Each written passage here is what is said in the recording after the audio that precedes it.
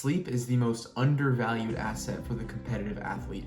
I'm Danny Ferro, and in this video, I'm going to tell you how I experienced the importance of sleep firsthand, how it can improve athletic performance, and what you can do to start getting better sleep tonight. Runners, take your mark. Set.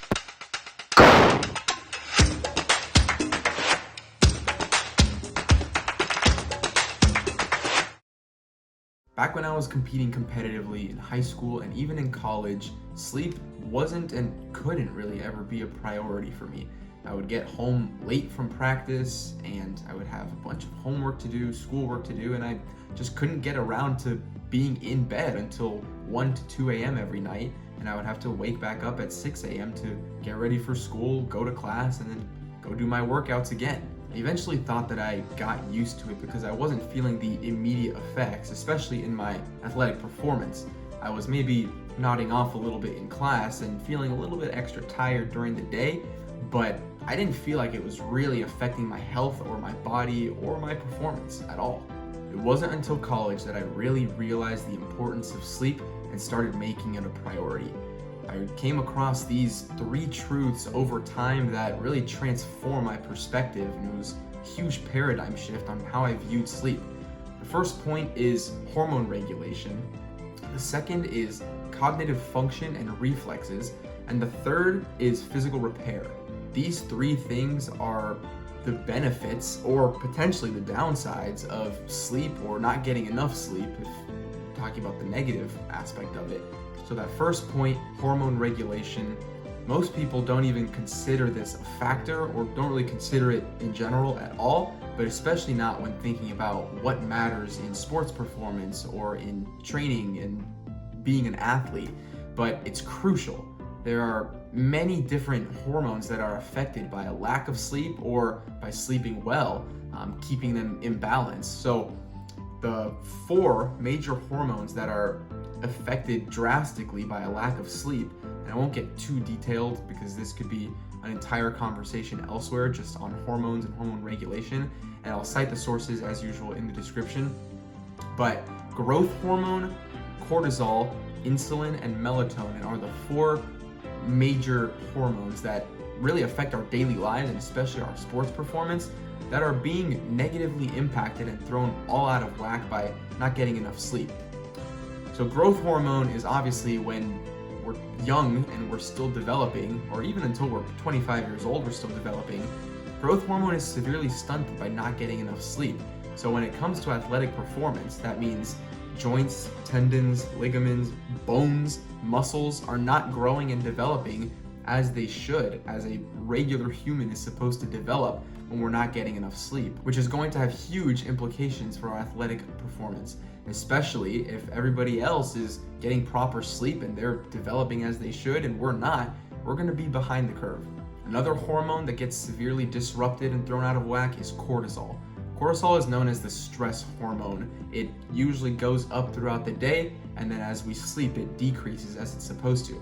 If we're not getting enough sleep, our body continues in that state of stress, and cortisol doesn't decrease as it should when sleeping.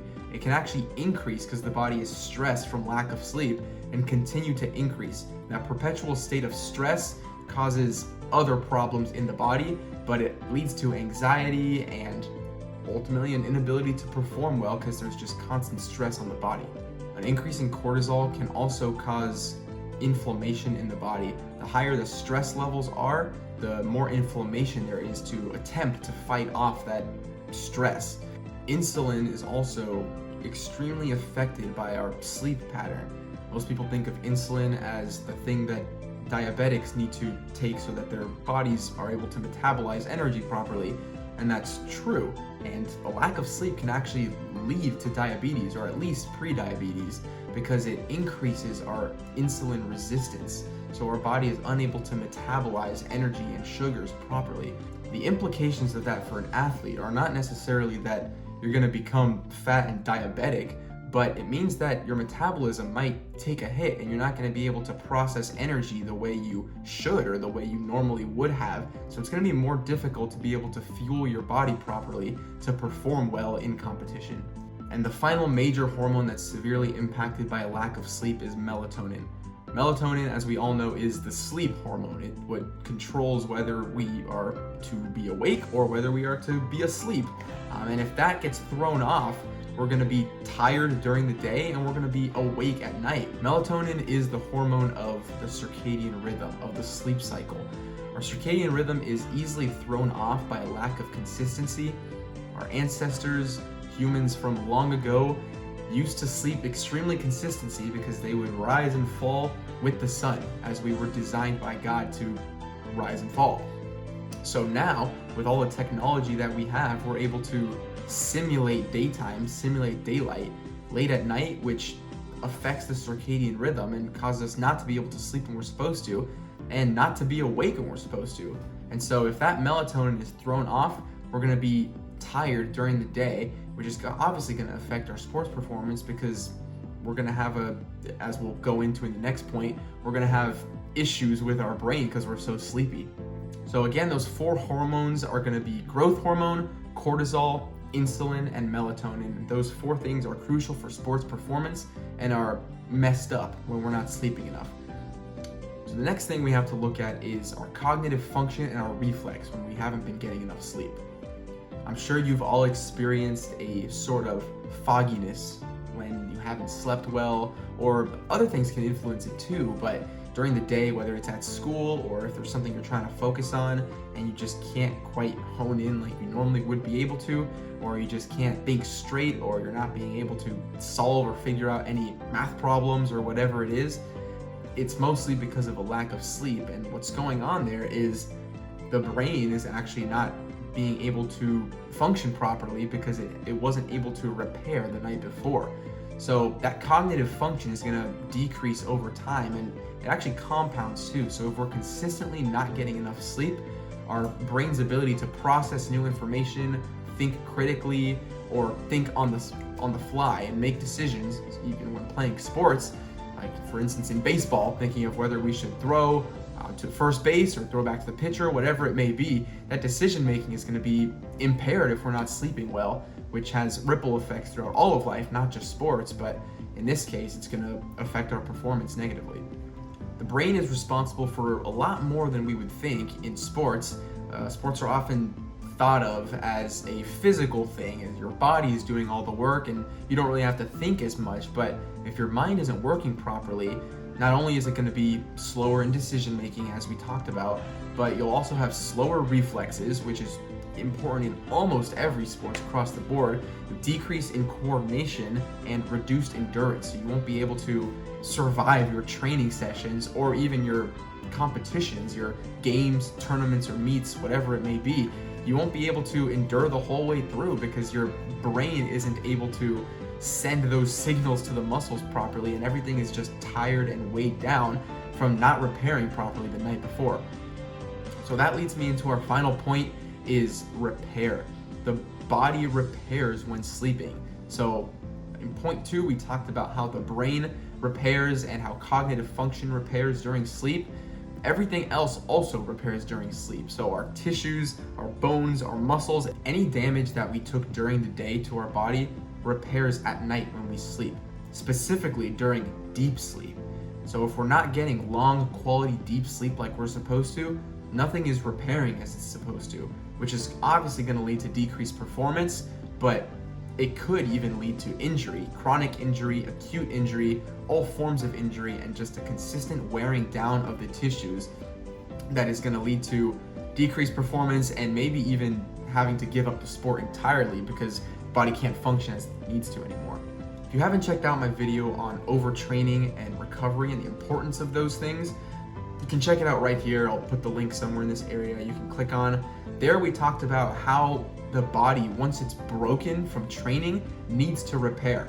And if we don't allow it to do that, it's just going to continue to break and be broken in the end, and we won't be able to perform well. We're going to stay injured semi-permanently. There are things that can be done to reverse it, but we don't want to get there in the first place. So make sure you're taking recovery seriously, and part of recovery is sleep. In fact, I would say the biggest part of recovery is sleep. It's the body's natural process, the way God made it to recover from the stress of the day is when we sleep. So we need to sleep well. You're probably wondering, how? How do we do that? I'm sure you're busy. I know I am. Sometimes it's hard to get enough sleep. Well, there are a few crucial things we can do to make sure that maybe not that we're sleeping more, because there are things we have to do, but that when we are able to sleep, whether it's for 4 hours, 8 hours, or 12 hours, that we're sleeping well, that our quality of sleep is where it needs to be. One of those things is making sure that it is as dark as possible in the room. Get blackout curtains, put tape over any LEDs or lights there are in your room. I would recommend moving any kind of television or computers or any technology out of the room so that that's not an issue when you're trying to go to bed, that those lights aren't messing with you. So make sure it's as dark as possible. Try to use some kind of white noise machine. It's inevitable that there will be sounds going on around the house, outside, cars driving by, or even inside the house if family members are still awake or whatever the case may be. So you want to make sure that those aren't bringing you out of sleep. So use a white noise machine. There are plenty of free apps that can do that as well. And be consistent. That's probably the most important thing. Be consistent in your sleep schedule. If you're not able to go to bed at the same time every single day, at least make sure that you're waking up as close as possible to the same time every day, because that's what gets the circadian rhythm stable and steady. That allows you to feel awake when you should be and feel sleepy when you should be. Another thing I would recommend is staying away entirely from blue light. You could get blue light glasses, that way you're shielded from anything. If you don't want to do that, you could also get free filters on your phone using Night Shift or using Flux on a computer to kind of downscale the blue light so that it's going to look a little orange, reddish, so it'll take some getting used to, but it'll make significant changes for your sleep because you won't be constantly telling yourself that it's daytime. The sun is blue light. So when we're simulating that with our technology, it's not going to contribute to good sleep. So make sure you're toning that down as it approaches bedtime. That's all I had for you guys today. Thank you for watching. If you enjoyed the video, you found it helpful, learned something new, don't forget to subscribe. You're not going to want to miss out how you can unlock your true athletic potential and become the athlete that God designed you to be. Again, I'm Danny Ferro, and I'll talk to you all real soon. Until then, go be human.